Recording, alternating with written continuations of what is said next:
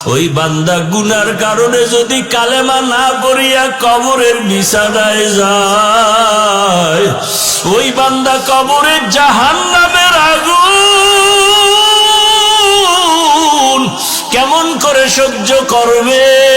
ওই কবরে ৯৯টা সাপের কামড় কেমন করে সহ্য করবে?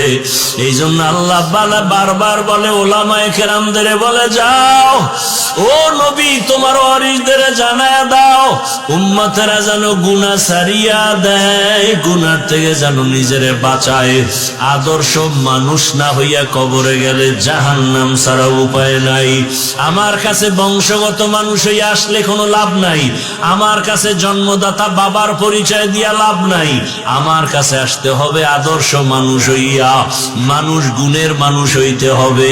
মানুষের গুণের নাম ইবাদত। ইবাদত শিখতে হলে লাগবে কোরআন হাদিস, না বুঝলে যেতে হবে উলামায়ে কেরামের কাছে।